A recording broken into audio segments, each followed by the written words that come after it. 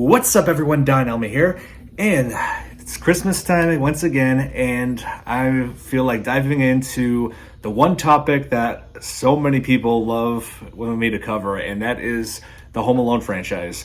And I wanted to start off with this one video that has been widely requested by several of my subscribers, and it is a video from The Theorizer, and it's how deadly are the traps in Home Alone.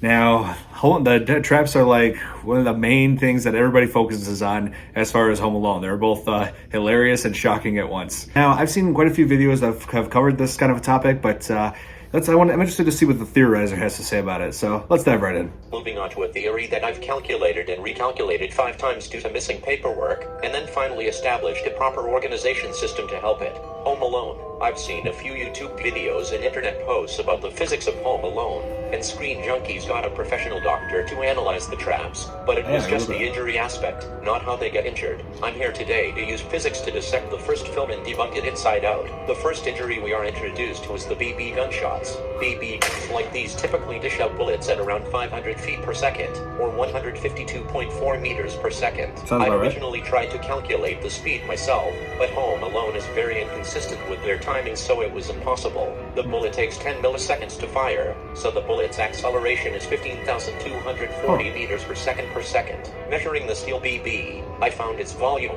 and using the density of steel, I found its mass. One bullet is about 1/3 of a gram.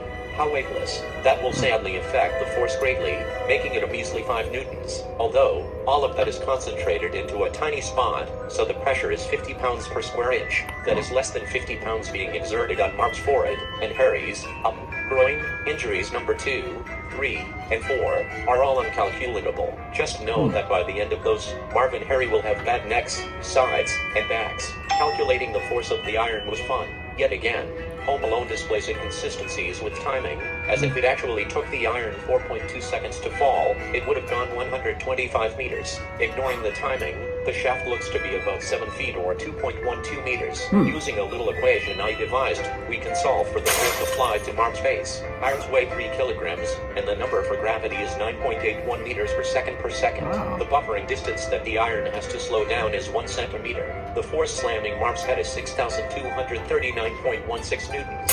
That is the equivalent to 1,386.48 pounds, or 630.22 kilograms. KO.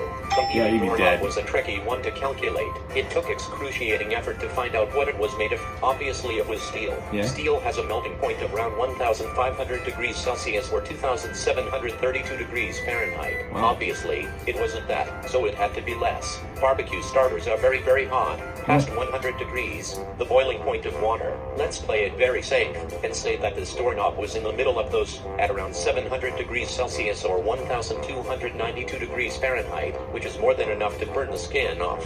Now we see Mark climbing stairs full of tar, and then he steps on a nail. That is very painful, and could get infected due to the tar and other elements. But I'm here to truly analyze. Next, Mark falls down the stairs. Using the equation I previously devised, and adding some trigonometric functions due to the angle he falls on, I found out that the force he hits the ground with is 17,016.27 newtons, the highest number we've seen yet. That's 3,781.39 pounds of force, or 1,718.82 kilograms. Now the blowtorch trap.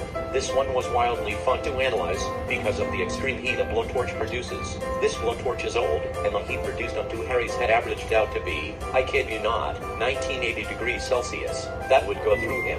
Not only would Harry no longer be Harry, but he'd no longer have a head or brain to process my mum. Although, the next 2 traps enacted on Harry are far less dangerous, being sticky wrap on his face and feathers from the fan. Marv stepping on Christmas ornaments would give him even more foot cuts to cope with. The toy cars aren't one I can analyze. It's uncalculable, although, the pain will only add to their already badly injured backs. The paint cans were the fun ones to analyze. Using the force formula from before, I discovered that each bad guy got hit with 10,176 newtons. That's 4,625.46 pounds, or 2,102.48 kilograms. That would easily be enough to knock them down the stairs. Oh, luckily for me, it did. Using yet again the same force formula, and knocked their faces I found out that Marv hit the ground with almost 30,000 newtons, and Harry then crushed him with another 25,000. That's a grand total force exerted on Marv, 12.2 thousand pounds, or 5.5 thousand kilograms. These guys should have been long since dead. Harry then is foolish and trips on a tripwire, adding further to his bad neck. Now this was a fun one.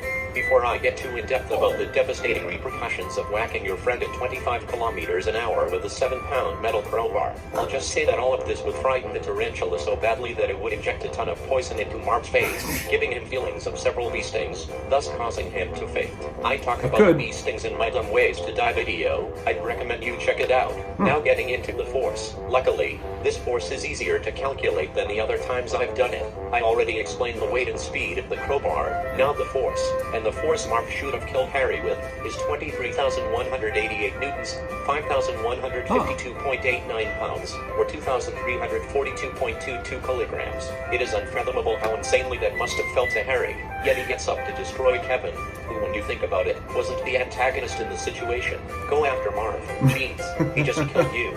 The epic rope swing was interesting. I used trigonometry to find out how far away Marv and Harry were from the house, then how high up they were, and according to my calculations, they'd have hit the ground, not the wall. But if they did hit the wall, I used my old force equation to discover that they'd have hit it with 13,390.65 newtons. I don't believe that anything will ever compare to the crowbar.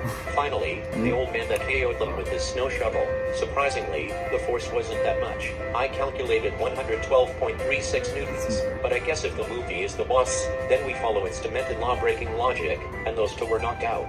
So yes, in a way, the old man was a killer. I mean, how do you know that would have killed them? So after the intense So he really was a serial killer. Home Alone one's traps aren't all deadly, but the ones that are, most definitely are. These burglars need to be Captain Chantal Dubois to survive this. Why not check out that theory? I discover how insane her moves are and just how heavy she'd need to be to break all of the things she does.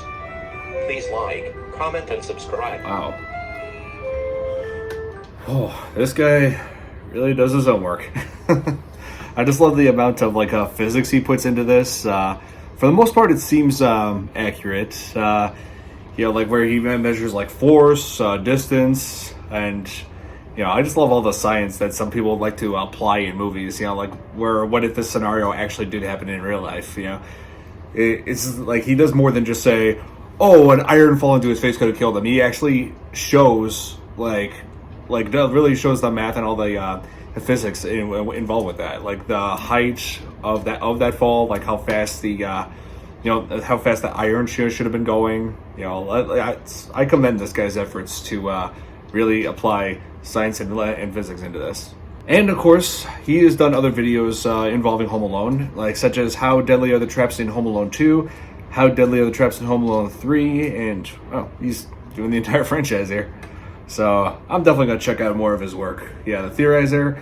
Yeah, and you know what? I'm gonna subscribe to him right now because, yeah, that was an awesome video. So hope you guys enjoyed my reaction to Deadly Traps in Home Alone by the Theorizer. Hit that like button if you did. Subscribe to my channel for more videos, and if you have any suggestions for what I should check out in the future, just let me know in the comments below. And I'll see you in the next video. Happy holidays, everybody.